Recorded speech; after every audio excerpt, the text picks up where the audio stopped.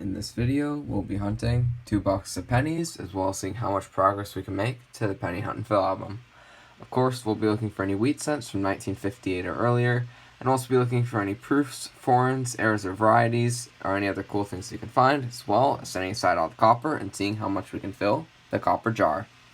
And I did look at the enders for these 2 boxes, and unfortunately we don't have any enders for sure, but I do see a good amount of copper for both boxes, so that's a good sign.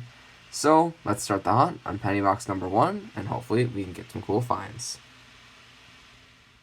Just opened roll 6, and I see the edge of the first find of the hunt, which is going to be a wheat scent near the back of the roll, and it's going to be a 1956 Denver. Just opened roll 11, and we're going to have the second wheat scent of the hunt, and it is right here. You can see the wheat here, and this one's going to be 1945 San Francisco. Next roll, and I just uncovered another wheat scent, so it's going to make 3 for the hunt in 12 rolls, which is pretty good. And this one is a 1947 Denver. Next roll again, and I just uncovered another wheat scent, so it's going to be wheat scent number 4 for the box, which is awesome. And it is another 1956 Denver. Just opened roll 15, and I see the edges of the 5th wheat scent of the box right there, as well as the first Canadian of the box, which I'm just going to pull out since I have it here. Doesn't look like it's going to be terribly old, just a 1974. Some interesting marks on it. Thought it was lamination there for a second, but doesn't look like it. And also, let's just pull out the wheat scent. It's wheat scent number 5 already, and it is 1955 Denver. Roll 16, and this is turning out to be a great box so far, because in 16 rolls, we're going to have 6 wheat scents. All just common 40s and 50s, and nothing for the album so far, but I'll definitely take a lot of wheat scents. And the 6th wheat scent is a 1953 Denver. Just opened roll 20, and I think we might be running into a little bit of a collection here, not just because of the amount of wheat scents we're finding, which is really good, but I have pulled out 2 pretty nice 1960D small dates, and I usually get one of these every couple of boxes, and it's usually not very nice, but these are really nice, and I'm pretty sure they'll upgrade the one we have in the album. Anyways, I'm bringing you in because I just opened this roll, and we have a wheat scent near the front, and 2 Canadians right next to each other right there, which is pretty cool to see. Let's pull up both Canadians first. One of them is going to be a 1967 bird scent, which is cool. Then the other one's just a 1980. Now let's pull out the wheat scent near the front of the roll. This is wheat scent number 7 for the hunt. It's pretty beat up, but it is a 1952 Denver. Roll 28, and wheat scent number 8 is going to be a wheat scent for the album. Nothing rare about it at all. It's just a 1942 Denver. But, as you can see, we don't have the 1942 Denver for the album. 207 million minted, nothing rare about it, pretty much just as common as any of these other 40s and 50s.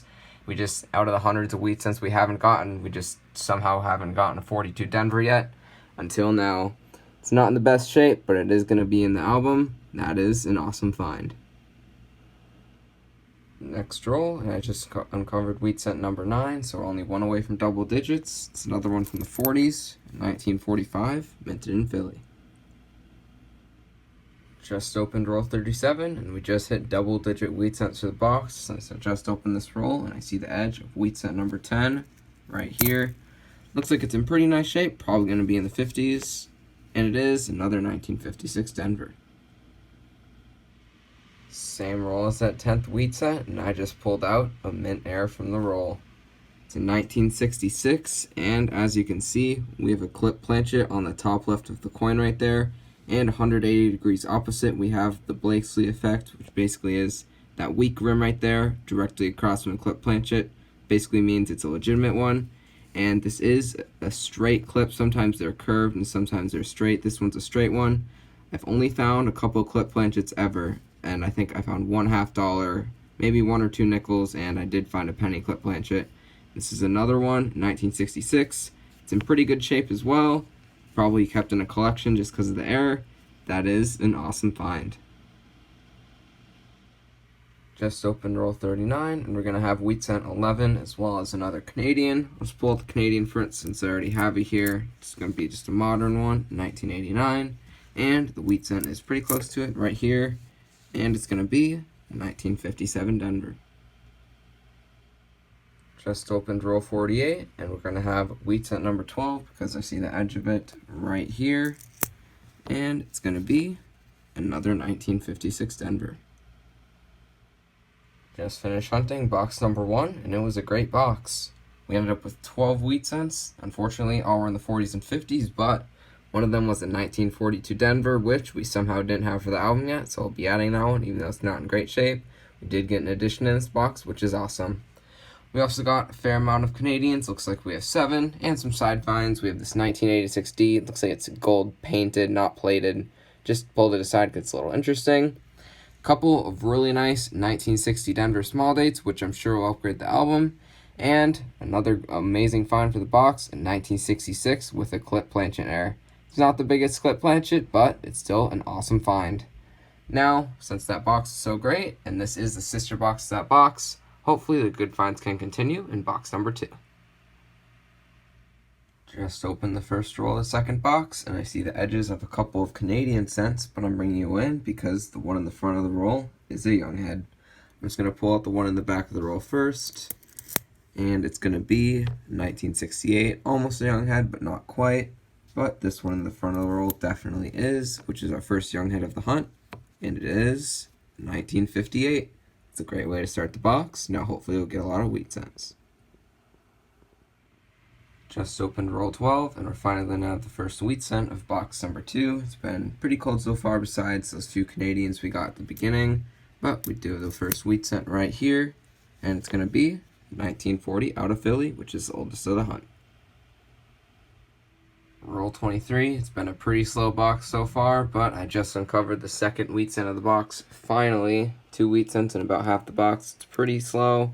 Hopefully it can heat up, but the second wheat cent is a 1944 Denver. Roll 35. Finally, we're going to have the third wheat cent of this box. Hopefully we can get to 5, which would still be slow, but hopefully this box can get a few more. And this wheat cent is a 1952 Denver. Just opened roll 43, and I was hoping we were going to make 5 wheat cents with the box. Before now we had 3, but I just opened this roll, and we have 2 wheat cents in the same roll, so we're going to make 5 wheat cents with the box, which is half of what I like to get, but this box has been pretty slow. This one I can already see the date is a 1945 out of Philly. Then I see the reverse of one right here. It's pretty damaged, and it is 1946 Denver. Made 5 wheat cents for the box. Hopefully we can get a few more. Next roll, and this box is heating up at the end after a slow pretty much the whole box because we have another wheat cent in the next roll, and it is a pretty nice one. It's a 1957 out of Denver. If it's a little nicer, might upgrade the album, but it has a lot of gunk on it. But still, it's a pretty nice wheat cent.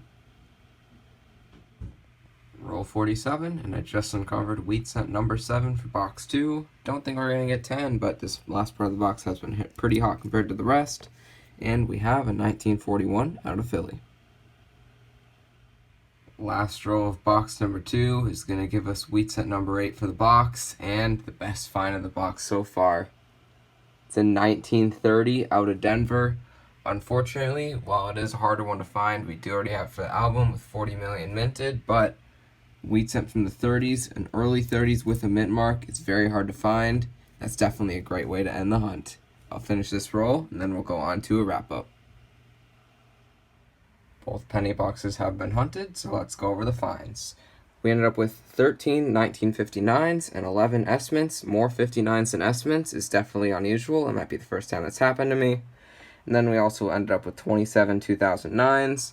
Then foreigns, we got all were Canadian, and we ended up with 12 for the 2 boxes, including a few nicer ones, like this really nice 1983, which might upgrade my album, a 1967 bird cent, and one older one, which was a 1958 young head. We had quite a few miscellaneous finds as well during this hunt. We have this painted coin, 2013 Denver. It looks like the Italian or Irish flag. That's pretty interesting. And then we also got this gold painted 1986. No value at all, but just interesting to see. And the best of all the miscellaneous finds, 1966 Philadelphia clip planchet. Not often you find a clip planchet penny. It's only worth a couple bucks probably, but still an awesome find. And then we also ended up with 3 1960D small dates, 2 of which were pretty nice. One of those is probably going to upgrade the album. And this last one, it doesn't make it any valuable or anything, but it does have a couple of die chips in the 6th of the date and the R in Liberty. So it's pretty interesting to see. So 3 1960D small dates in the 2 boxes is really good. Lastly, for wheat cents, we ended up with 20 for 2 boxes, which is exactly where I like to be. We did get a pretty nice 57 Denver, but it's not BU, so I don't think it's going to upgrade. And then we did have an addition. This 1942 Denver somehow didn't have it yet, but it is going to add to the album, even though it's in pretty rough shape. And we did get one pre-40s, a 1930 Denver. Unfortunately, we do already have it for the album, even though it's a pretty hard to find date. It's always great to see a 30s with a mint mark. Then lastly, for copper, we did great for 2 boxes. Pretty much completely filled the copper jar. Both boxes had a lot of copper, so we'll definitely take that. It's a lot of copper for 2 boxes. Now, we'll go through the finds and see what we have for the album, and I'll bring you back with an album update. Just finished updating the album, and we did some pretty good progress in this episode. We ended up with 1 addition and 4 upgrades, which is definitely good this far into the series. And our 1 addition was this 1942 Denver. It's a really common one, 207 million minted. Just didn't have it yet for whatever reason. Now, in the 40s and 50s, we only have 3 left to get besides the steals, but I've never found a steal cent before, and I really don't expect to anytime soon. But the 3 ones we need are all slightly tougher estimates to get, all under 100 million minted, but I'm hoping we can get some of them soon. And then our 4 additions, one of them was a wheat cent, 1940 5S. The last one we got was a little bit discolored, so I decided to upgrade that one. And the 3 memorial cent upgrades, one of them, as I predicted, was the 1960D small date. Definitely a really good example of that, although it's not totally BU yet.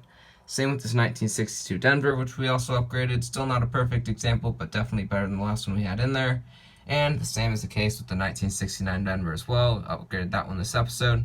Still not uncirculated, but definitely better than the brown example we had in there before. So we did make some good progress in this episode. Definitely a good base slate in the series. Definitely getting harder and harder to get any additions to the album, but we did get one this episode, although it was a common one. This was still a really good Penny Out and Fill series episode.